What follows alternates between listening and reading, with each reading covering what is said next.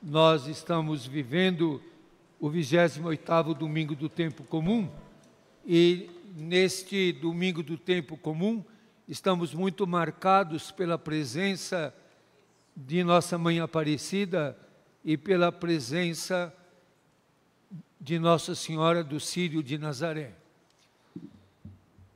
E olhando para Maria, queremos nos inspirar para seguir Jesus. Ouvindo hoje a palavra de Deus, nós começamos ouvindo o livro da sabedoria. E de que sabedoria está falando o livro? Não da sabedoria deste mundo, que é a sabedoria e a lógica do lucro, do poder, da força, do prestígio, de ganhar, de ter mais. Essa é a sabedoria do mundo e a sabedoria que é imposta para nós, já no nosso processo educativo, pedagógico, até há propostas de nas escolas ter educação financeira. E o que é educação financeira na escola? Como ganhar mais, como fazer sucesso, como ter lucro. Imagine se alguma escola vai ter um curso de discernimento,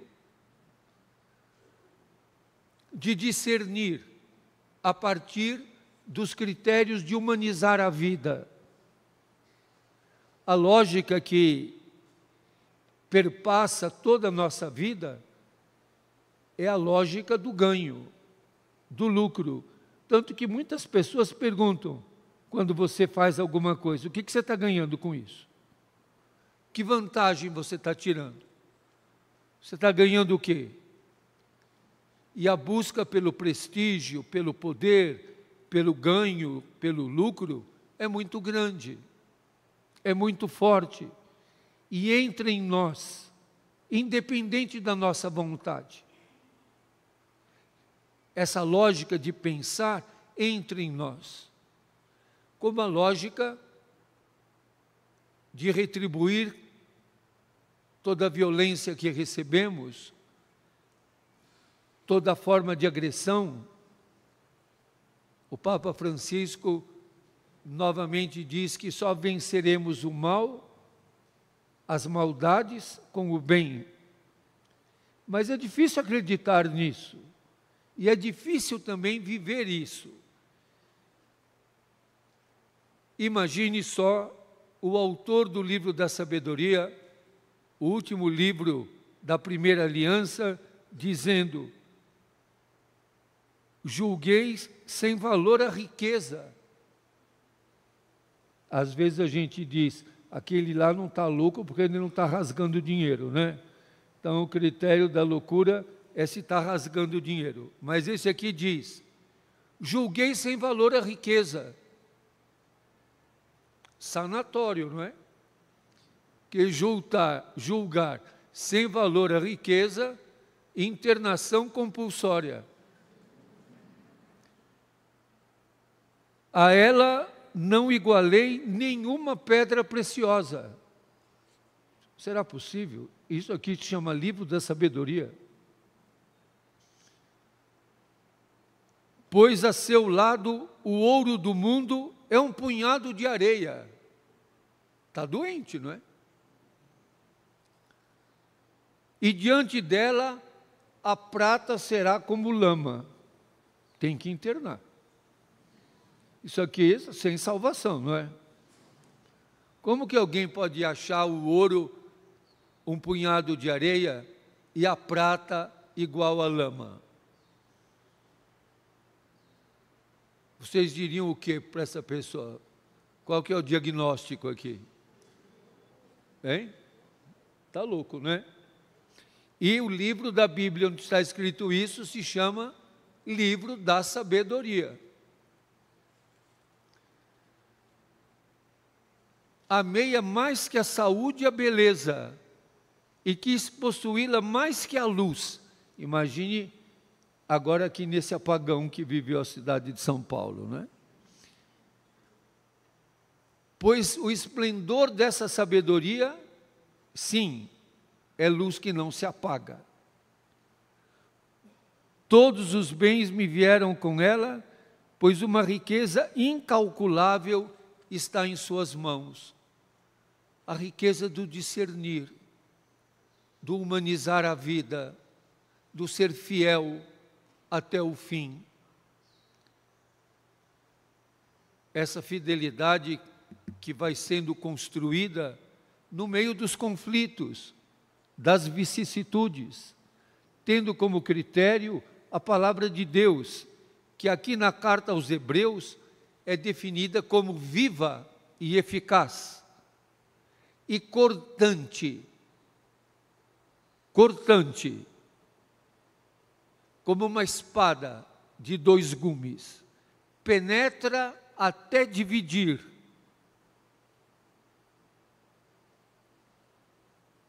corta as articulações e as medulas, e julga as intenções do coração. E ninguém pode se ocultar desta palavra. Tudo está nu e a descoberto aos seus olhos. É uma palavra penetrante, questionadora, inquietante. E aí nós chegamos ao Evangelho de Marcos, que estamos lendo neste ano, e vai dizer que Jesus saiu a caminhar. Essa é uma chave da leitura do Evangelho de Marcos. Quando fala que Jesus saiu a caminhar, o que está no caminho, é para nos lembrar a parábola da semeadura. Foi no caminho que as sementes foram jogadas. E o que aconteceu com as sementes? Umas, os pássaros comeram. Outras, caíram nas pedras. Outras, nos espinhos. E só algumas caíram em terra boa. Então, quando diz aqui, e essa é uma chave de leitura de Marcos, que Jesus saiu a caminhar, já é para dizer para nós, semente vai cair na pedra, ou o passarinho vai comer.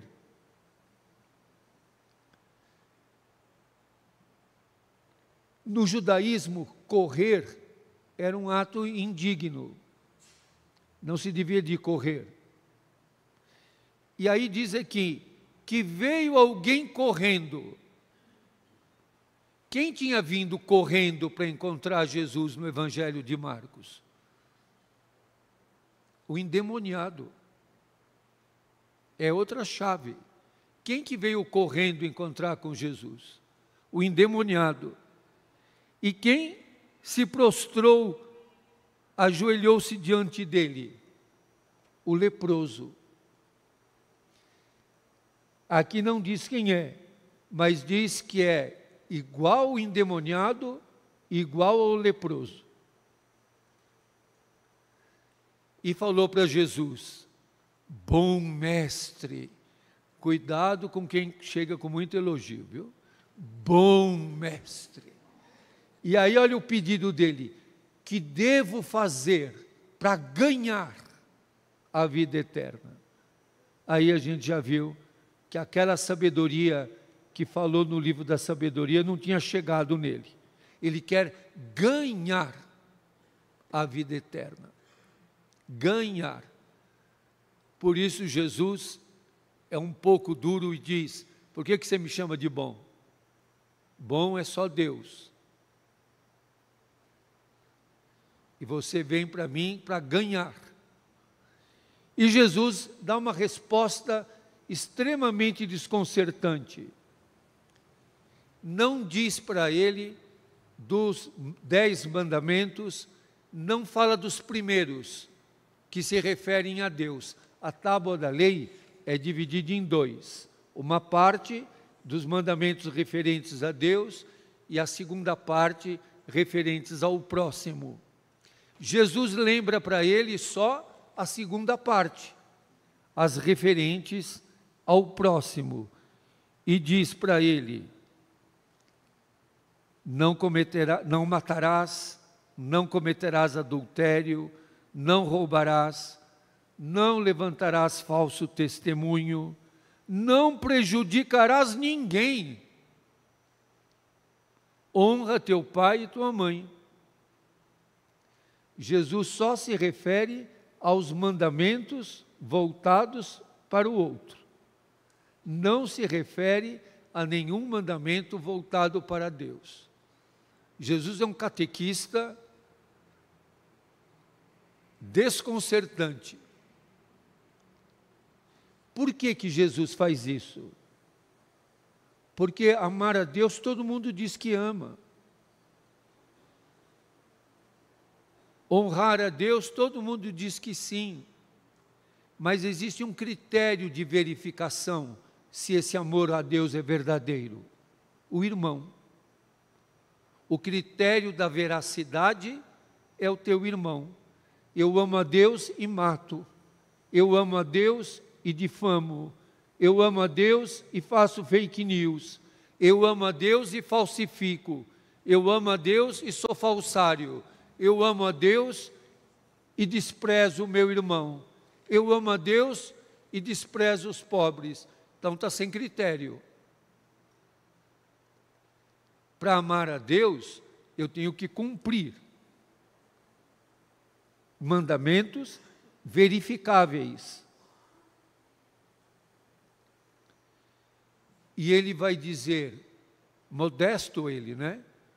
Não diz o nome dele aqui, mas é bem modesto ele, que veio como endemoniado e como leproso. Tudo isso eu já faço desde a minha juventude. A palavra grega é panta. Ele encheu a boca e disse, panta tu, tudo isso eu já faço desde a juventude.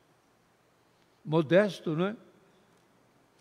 E não parecia ter aquela sabedoria que falou a leitura do livro da sabedoria. E com tudo isso, Jesus ainda olhou para ele com amor e disse, te falta uma coisa. No judaísmo, quando diz falta uma coisa, quer dizer, te falta tudo. Te falta tudo. E sem perguntar quem ele era, a gente só vai saber depois, Jesus diz, só te falta uma coisa, que é tudo. Vai, vende tudo o que tens e dá aos pobres. E depois vem e segue-me. Aí não dá para ficar inventando interpretação. Vai, vende tudo o que tem. Vende, não é bem assim. Vender não quer, não, vender não. Não, é vende tudo o que tens e dá aos pobres. Dá aos pobres e terás um tesouro no céu. Outro caso de internação, né? Aliás, aqui esses textos da Bíblia hoje ia dar uma série de vai faltar vaga aqui. De tanta internação. Pois vem e segue-me. Vem atrás de mim. Agora vai dizer quem é essa pessoa que veio correndo como o endemoniado e que se ajoelhou como leproso. Ficou abatido e cheio de tristeza, porque era muito rico. Jesus não tinha perguntado isso para ele antes. Só depois que Jesus falou, vai, vende tudo o que tens, dá aos pobres, depois vem e segue-me, é que a gente ficou sabendo por que ele estava endemoniado e estava leproso. Porque ele estava possuído pela riqueza. Ele estava possuído por essa sabedoria do mundo e não pela sabedoria de Deus. E aí que Jesus vai dizer essa frase tão desconcertante: como é difícil para os ricos entrar no reino dos céus. como é difícil para os ricos entrar no reino dos céus. Aliás, a gente pode ouvir todas as emissoras católicas, evangélicas. Vocês já ouviram comentarem esse texto e falarem essa frase? Como é difícil os ricos entrar no reino. A gente nunca ouve, né? Nem as emissoras catolicíssimas, nem as evangelicíssimas, nenhuma comenta, nunca vi. Vocês já ouviram comentando esse texto? A gente devia de perguntar lá, não é? Como é difícil o rico entrar no reino de Deus. E o reino de Deus não é ao de lá, não é para lá, não é para o além. O reino de Deus, a gente diz e reza no Pai Nosso: venha a nós o vosso reino. Onde é o reino de Deus? É tudo, é sempre. O reino de Deus não tem uma cerquinha, daqui para lá é o reino de Deus, daqui para cá é o reino do diabo. O reino é de Deus, a vida é de Deus, tudo foi criado por Deus, para não ser destruído, para que haja pão para todos, vida para todos. E os próprios discípulos se admiravam com isso e perguntaram: quem vai se salvar? Os próprios discípulos estavam com dificuldade. Então, quem pode ser salvo? Eles continuam na dinâmica do salvo, do ganhar. Interessante, não é? Eles estavam ali com Jesus, mas não entendem. E continuam perguntando, na mesma lógica do ganhar, a lógica de ser salvo. E Jesus vai dizer: para os homens isso é impossível, não para Deus. Para Deus tudo é possível. Porque eles estavam admirados. Jesus disse: é mais fácil o camelo passar pelo buraco de uma agulha do que um rico entrar no reino de Deus. Olha o que já fizeram com esse camelo. Já deram adoçante artificial, fizeram regime, musculação no camelo, para ver se esse camelo vira uma pulga. Já fizeram de tudo com esse camelo. Inclusive a palavra grega, os copistas tentaram modificar, mas já fizeram tudo desse camelo. Inclusive mudaram a palavra grega, que é muito parecida com linha.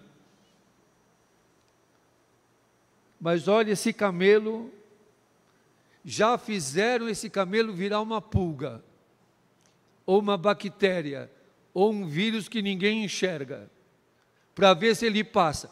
E o que já fizeram do buraco dessa agulha, um portal enorme. E esse buraco dessa agulha já foi tão manipulado, porque é muito escandaloso e desconcertante. Ouviram lá? A palavra de Deus penetra e corta como uma espada. Então, esse camelo e essa agulha já fizeram deles tudo o que puderam para fazer o camelo passar. Vocês conhecem aquela história, como é que passa um elefante debaixo da porta? Vocês já ouviram falar? É só pôr o elefante no envelope e jogar embaixo da porta, ele passa. Assim também esse camelo, o que já foi encebado, o que já passaram de sebo e vaselina nesse camelo, para ele passar no buraco dessa agulha, não está escrito no gibi. Por quê? Porque é uma palavra que incomoda. Porque está dizendo o contrário do que diz o livro da sabedoria. O ouro para mim é areia, a prata para mim é lama. É o camelão que não passa no buraco da agulha. É a sabedoria deste mundo, do ganhar, do salvar, do ter, do lucro, da vantagem. Jesus vai dizer, para Deus tudo é possível. Até o Zaqueu mudou. Como é que o Zaqueu mudou? O que o Zaqueu fez? Vocês lembram do Zaqueu? Que era baixinho, subiu na árvore para ver Jesus. Jesus chamou o Zaqueu e o Zaqueu falou o quê? Vou devolver tudo que eu roubei. Imagine se tivéssemos 3, 4 Zaqueus aqui em São Paulo, em Brasília e Companhia Limitada. Vou devolver tudo que eu roubei 4 vezes mais. E vou dar metade dos meus bens aos pobres. Tem bastante gente até hoje fazendo cálculo para ver o que aconteceu com Zaqueu, se sobrou alguma coisa ou não. Por isso que para Deus não é impossível.